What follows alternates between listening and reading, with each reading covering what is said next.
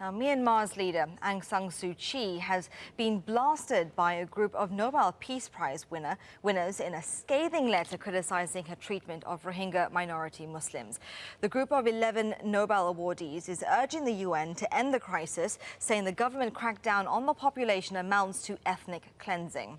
Let's speak now to Azeem Ibrahim. He is a senior fellow at the Center for Global Policy and author of the Rohingyas Inside Myanmar's Hidden Genocide. He joins us from Stanford in the US state of California. Azeem, thanks very much indeed for being with Al Jazeera.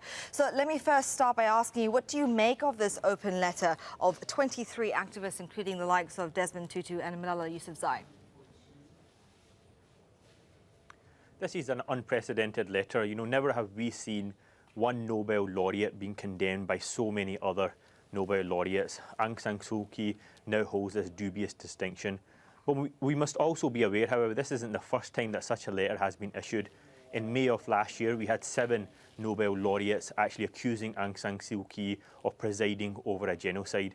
And I think this letter is born of complete frustration from many activists around the world of Aung San Suu Kyi simply unable to get a handle on the situation and of tackling the situation from all the opportunities that have been afforded to her. Now, Aung San Suu Kyi, as you say, she is a Nobel laureate herself.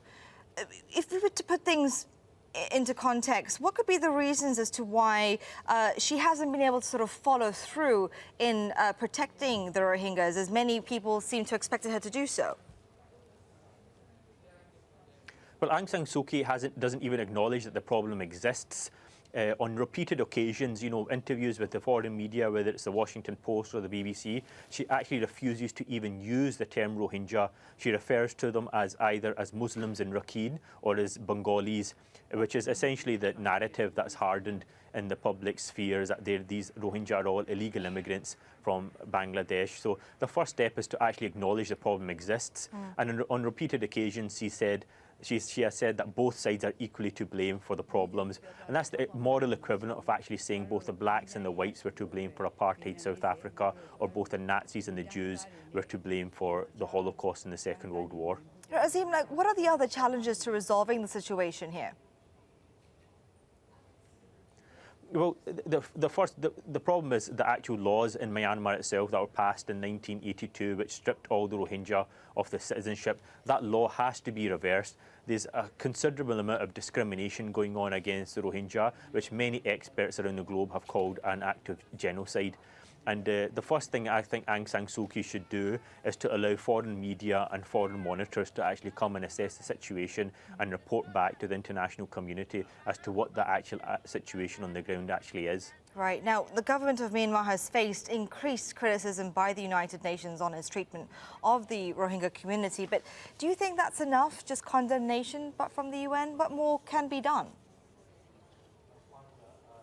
Well, the UN has to commission an inquiry. The Secretary General must commission an inquiry from the UN Human Rights Commission to actually send monitors on the ground to ascertain exactly what's going on and put pressure on the government of Myanmar to reverse the 1982 citizenship law, which essentially stripped all the Rohingya of their nationality, making them stateless people. Now, today we have, according to a recent Harvard study, 1 in 7 stateless people around the globe are of Rohingya origin, an unprecedented number from one minority. All right, Azeem Ibrahim, thank you very much indeed for taking the time to speak to Al Jazeera. We appreciate it. Thank you.